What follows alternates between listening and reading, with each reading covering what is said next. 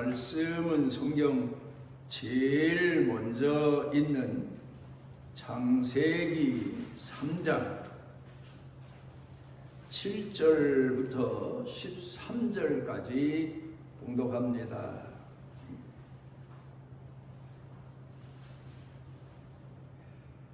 이에 그들의 눈이 밝아져 자기들이 벗은 줄을 알고 무화과 나무잎을 엮어 치마로 삼았더라.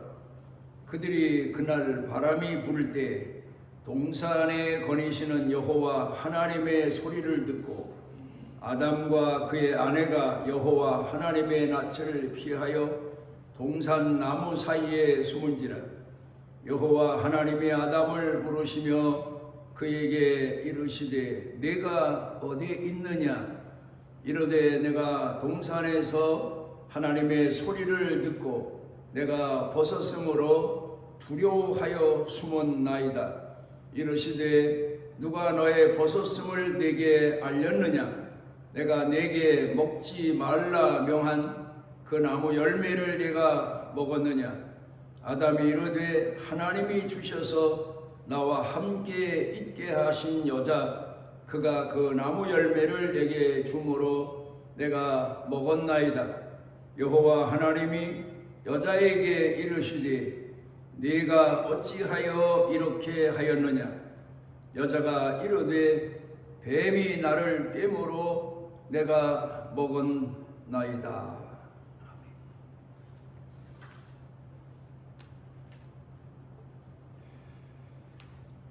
우리가 살아가면서 여러 가지 대인관계에 있어서 일들을 겪게 되지만 그 중에서도 극적인 순간, 평생 잊을 수 없는 순간, 잊어서는 안 되는 순간, 이런 순간들도 대인관계에서 있게 마련입니다.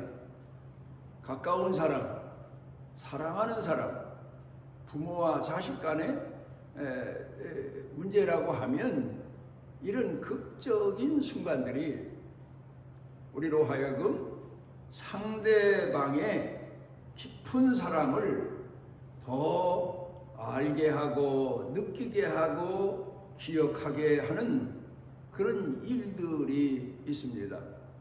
성경에도 보게 되면 창세기 22장 가운데에 아브라함이 하나님의 말씀을 따라서 그 독자 이삭을 하나님이 지시하시는 산에 올라가 제물로 바치려고 할 때에 하나님이 그 아담의 손을 막으시고 그리고 대신 수풀에 걸려 있는 양을 제물로 드리게 하신 사건이 아브라함으로서는 평생에 잊지 못할 사건이고 기억해 두어야 될 사건이고 그 사건의 깊은 뜻과 은혜를 잊지 말아야 될 사건입니다.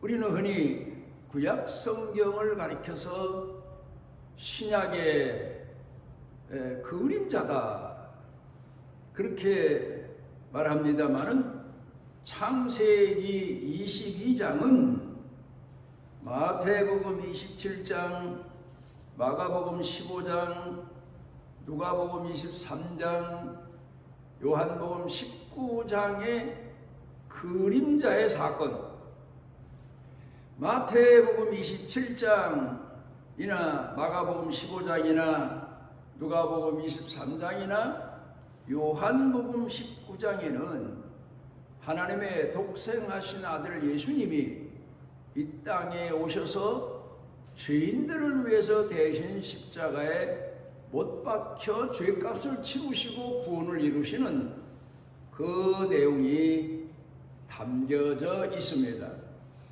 그래서 우리는 창세기 22장에 아브라함이 모리아산에서 경험하고 체험한 사건을 공부하면서 오늘 우리 신앙을 돌아보고 우리는 얼마나 그때 그 순간의 은혜를, 죄사함의 은혜를, 내가 예수 믿고 구원의 확신을 얻은 그 순간, 깨닫게 되는 순간을 얼마나 오래도록 마음에 새기고 나를 돌아보나를 우리가 잊지 말아야 될 겁니다. 히브리서 11장 17절로 19절 가운데 보면은 하나님께서 아브라함에게 내 독자 이삭을 내가 지시하는 땅 산으로 가서 내게 제물로 바쳐라. 얼마나 엄청난 사건입니까? 아브라함이 하나님 앞에 지금까지 제물을 드린 제물은 양밖에 없었는데 혹 소를 제물로 드렸었는지도 모릅니다. 어떻든 양밖에 없었는데 세상에 이제는 자기에게 주신 독자와 같은 아들 이삭, 물론 이스마엘이 있습니다. 하나님께서 이스마엘을 제물로 바쳐라 하셨으면 좀 나았을지도 모릅니다. 몸종에서 낳은 자식, 자기 부인 사라에게서 낳은 자식은 누구에게서 낳았든 뭐 차이점은 부모의 마음에는 없지만 그래도 좀 낫지 않았을까?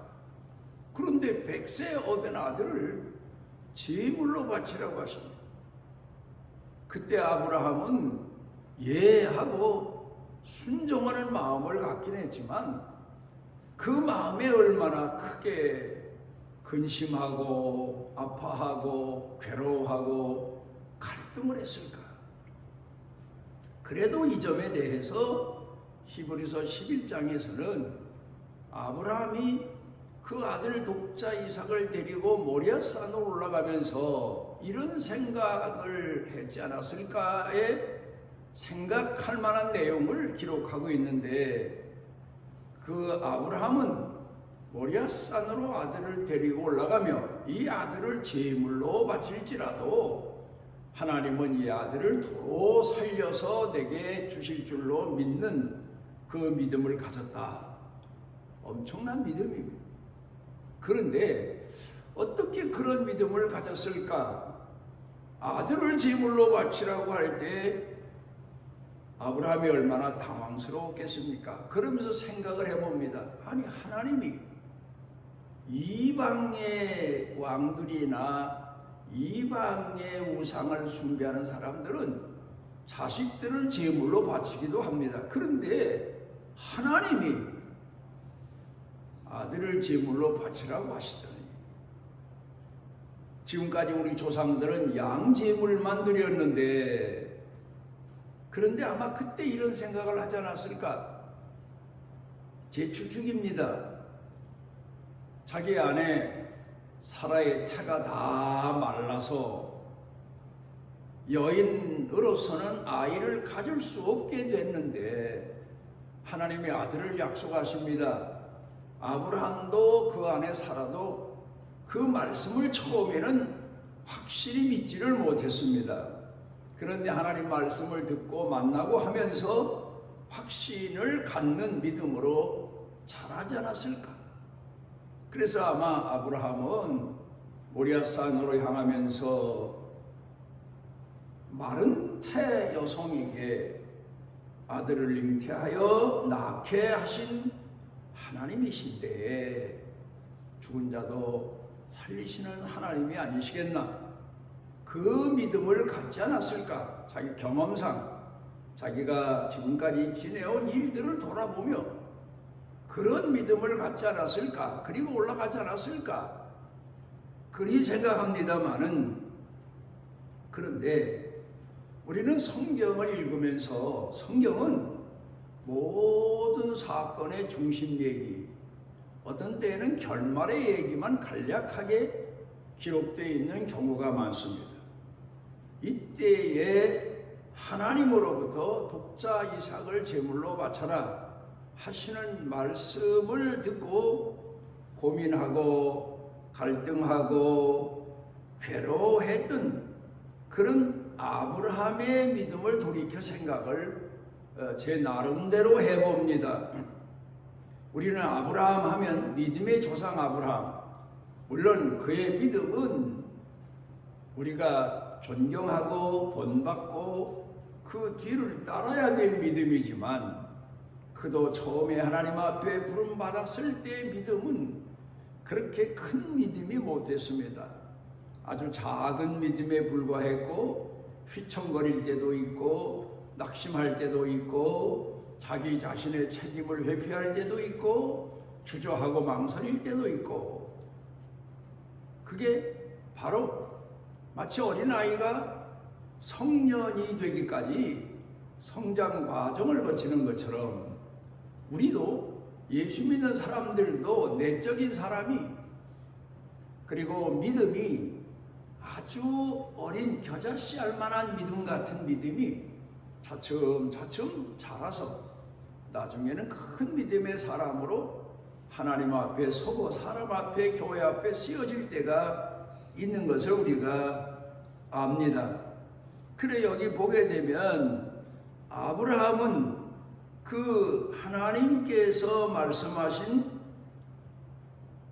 산으로 아들을 데리고 가면서 성경학자들은 그렇게 말합니다.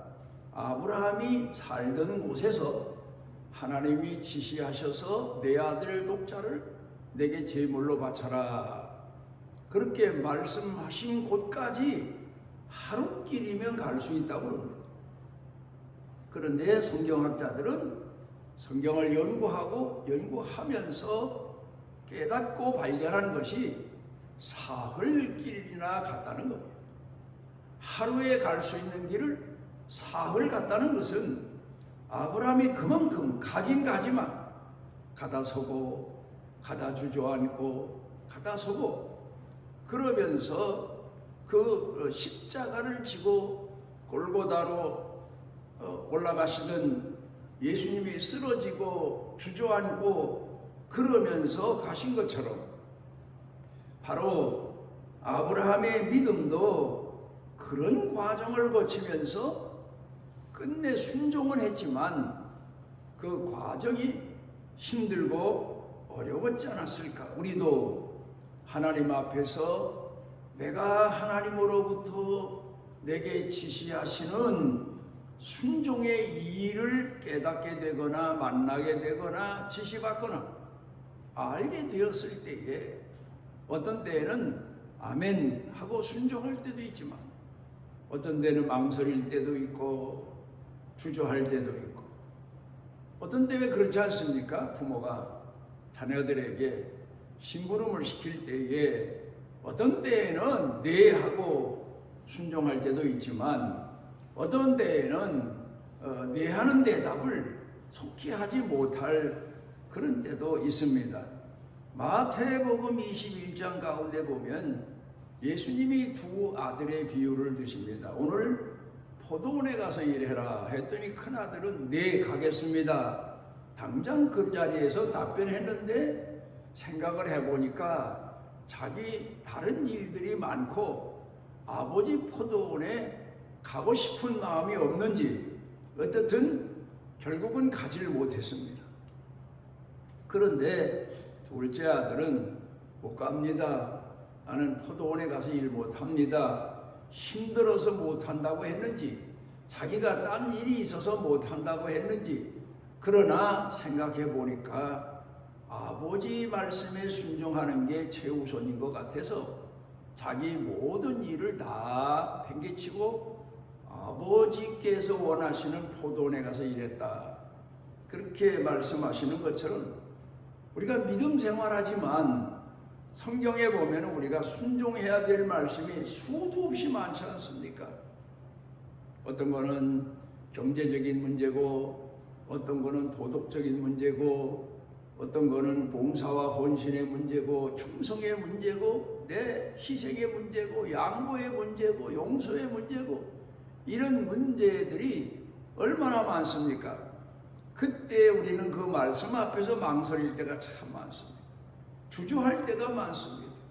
용서할 수 없어서, 충성할 수 없어서, 헌신할 수 없어서, 희생할 수 없어서, 부담이 돼서, 힘이 들어서, 힘에 겨워서 망설일 때가 많지만 결국 하나님의 뜻인 줄 알고 나서서 주의 말씀에 순종하는 길로 나아갈 때가 참 많습니다.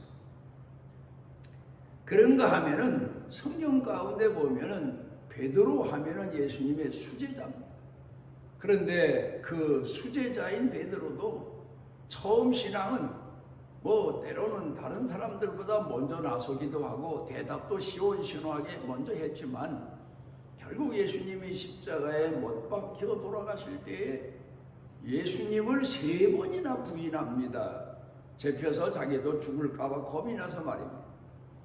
그런 어찌 보면은 그 베드로의 신앙이 본심이 실체가 벌거벗긴 것 같은 그런 형편없는 지경에 이르렀지만 나중에 말씀과 성령으로 거듭나서 예수님처럼 십자가에 못 박혀 순교까지 한 일들을 보면 믿음은 분명 성장 과정을 거치는 것 같습니다.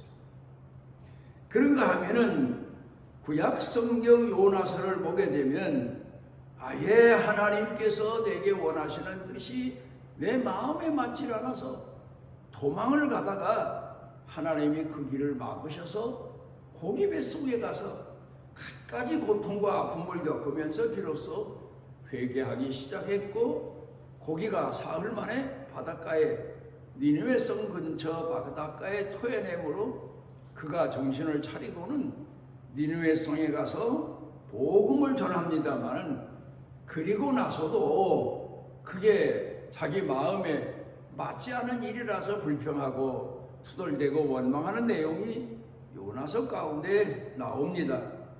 그런가 하면은 하나님 앞에 불같이 쓰여졌던 엘리야라고 하는 사람도 갖가지 고난과 역경을 겪다가 결국 마지막에는 이세벨과 아합의 낯을 피해서 도망가서 숨어서 있을 때에 하나님께서 낙심한 그 엘리야를 만나주시고 그리고 그가 마지막에 해야 될 일을 승천해 가기 전에 하나님이 지시해 주십니다.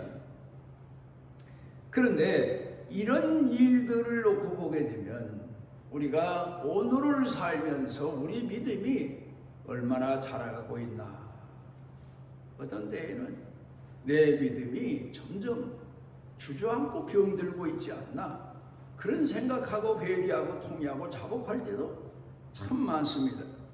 이와 같이 아브라함이 이 많은 과정을 거치면서 그가 결국은 끝내 사흘길 만에 가긴 갔지만 순종하여서 하나님 앞에 그 아들을 그 약속된 장소에 가서 나무 장작 위에다가 올려 묶어놓고 양처럼 잡아서 제물로 드리려고 할 때 아브라함아 아브라함아 하나님이 급히 부르시고 그 아들을 잡으렸던 칼날을 놓게 하신 사건을 아브라함은 아마도 평생에 잊지 못할 은혜의 사건, 구속의 사건, 대속의 사건, 수풀에 있는 양을 대신 잡아서 제물로 드린 대속의 사건, 그런 은혜를 마음에 새기면서 아마 그가 살아가지 않았을까 극적인 사건입니다. 이제 오늘 성경 본문 말씀으로 돌아와서 봅니다. 아담은 하나님 앞에서 언약된 선악과를 따먹지 말았어야 되는데 그 선악과를 따먹고 하나님과의 언약을 자기 스스로 결국 지키지를 못하게 됐습니다. 그리고 나서는 그가 자기 자신이 벌거벗은 것을 깨닫게 되고, 오늘 성경은 그 무화과 나무 잎을 따서 치마를 두르고는 그가 하나님의 낯을 피해서 나무 사이로 숨어 다녔다. 여러분, 사람이 사람 앞에 설 때나 아니면 하나님 앞에 설 때에 부끄러움을 가려운다. 이게 무슨 얘기입니까? 죄가 감추어져 있다는 말입니다. 죄의 문제는 양심의 문제고, 양심의 문제는 얼굴의 문제고. 예를 들어 하체만 부끄러워서 가렸다면 나무 잎을 따서 치마로 두르고 그리고는 활보하며 다니면 될 거 아닙니까? 그런데도, 하체를 가렸는데도 그가 나무 사이로 숨어 다녔다. 사람은 그래요. 죄를 지으면 얼굴이 부끄러워서, 아니면 또 얼굴을 대신한 게 있죠. 이름이죠. 이게 양심의 문제고, 사람 앞에는 얼굴의 문제고, 양심의 문제고, 부끄러움의 문제입니다. 그런데 사람들은 아담 이후에 그 죄의 문제를 해결하기 위해서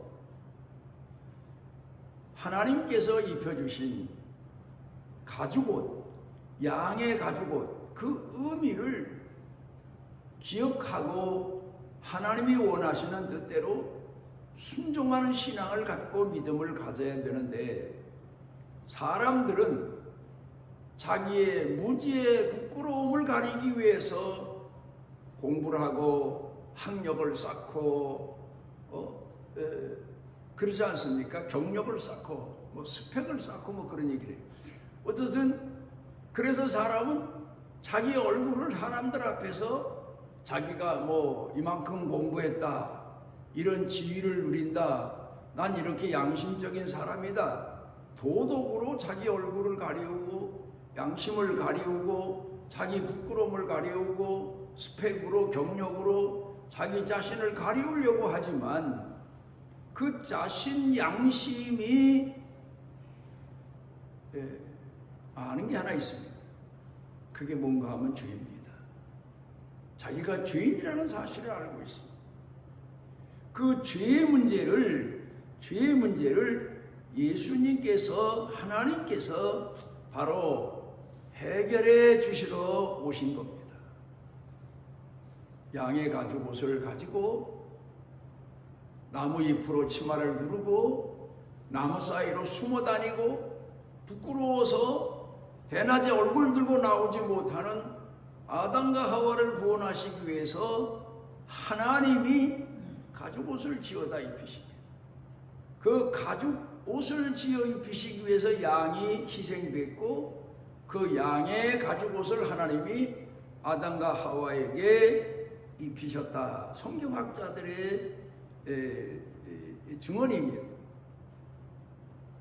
칼뱅 신학자는 그렇게 말합니다. 왜 사람이 선악과를 따먹고 나무 잎을 따서 치마를 둘렀나? 하체를 왜 둘렀나? 바로 내가 죄인인데 죄인된 자식을 낳는 게 부끄러워서. 아주 깊은 얘기를 했습니다. 사람들은 하체만 가리는 게 아니라 양심을 가리우고, 어떤 사람들은 철면피하게 자기 죄를 변명하고 자기 죄를 다른 사람에게 오히려 변명할 뿐만 아니라 다른 사람에게 떠넘기고, 그러면서 자기의 부끄러움을 가려보려고 노력하는 게 인간 타락의 근성입니다. 그런데 하나님께서 그런 그 아담과 하와에게 구원의 옷을 입히셨다. 구속의 옷을 입히셨다. 약속의 옷을 입히셨다. 내가 내 죄를 책임지마. 금율의 옷을 입히셨다. 아담과 하와는 평생 살아가면서 그 순간을 잊지 못해서 두고두고 자식들에게 말했을 거고, 이 내용을 알은 아벨이 하나님 앞에 양제물을 드리는 제사를 드려서 하나님 앞에 인정을 받게 된 믿음의 사람이 된 것을 성경은 말씀하고 있습니다. 그런데 출애굽기 4장에 보게 되면 또 하나 우리가 잊지 말아야 될 사건이 있습니다. 출애굽기 4장 25절에 보면 하나님이 모세를 찾아오셔서 내 백성을 구하러 너는 애굽으로 가라. 가서 바로 왕을 만나서 내 백성을 내가 이끄는 대로 내보내라고 해라. 그래서 그리 향하여 가는데 하나님께서 그렇게 말씀하신 하나님이 모세를 또다시 만나시고 죽이시려고 합니다. 아니, 하나님이 부르시고 내 백성을 구원하러 가라고 보내셔서 애굽으로 가는데 하나님이 그 다음에 만나셔서는 죽이시려고 하는 겁니다. 그때 십보라, 모세의 부인 십보라가 모세 아들의 표피를 베어서, 양피를 베어서 던졌더니 하나님이 모세를 살려주셨다. 참 핵심적인 얘기입니다. 모세가 하나님 앞에 부름을 받고 이스라엘의 지도자로 이스라엘을 향해서 나아가지만 반드시 해결돼야 될 문제가 있습니다. 그게 뭔가 하면 죄의 문제입니다. 그래서 하나님은 아브라함 가정에 할례를 행하게 하셨고 그는 하나님 택한 백성으로 인정받는 증표입니다. 그러니까 하나님께서 죄인된 죄인들, 선악과를 따먹고 부끄러워 하체를 가린 그 죄인에게 내가 네 죄를 대신 책임져 주마, 사해 주마. 그래서 양제사를 드리게 하셨고 결국은 끝내 그림자 시대인 구약이 끝날 때 예수님이 이 땅에 오셔서 실제로 우리를 위해 십자가에 못 박혀 돌아가신 겁니다. 우리는 오늘 우리의 벌거벗은 허물지고 패역한 죄인된 우리의 죄를 위해서 대신 십자가에 못 박혀 돌아가시는 예수님, 돌아가신 예수님, 우리의 구속의 주의 은혜를 우리 살아가면서 잊지 말아야 되고 이 은혜를 가슴에 새기고 평생 응답하며 살고 하나님의 자녀된 자로 살아가는 믿음 있는 성도들의 삶이 되시기를 주님의 이름으로 부탁드립니다. 우리를 사랑하셔서 주 앞에 모으신 아버지 하나님, 우리에게 오늘도 구속의 은혜를 더하시고 이 은혜를 가슴에 새기게 해주셨사오니 우리가 얼마나 죄인됨을 깨닫고 허물린 백성이요 패역한 족속이지만 하나님 앞에 설 수 있는 구속의 옷을 입혀주시고 성도의 옷을 입혀주시고 죄사함의 옷을 입혀주신 이 은혜를 헤아리고 감사하고 찬양하며 잊지 아니하고 주의 사람으로 살아가는 축복을 넘치고 넘치게 해 주옵소서. 예수님 이름으로 기도드리옵나이다. 이스라엘의 하나님 여호와께서 그 날개 아래 보호를 받으러 온 내게 온전한 상 주시기를 원하노라.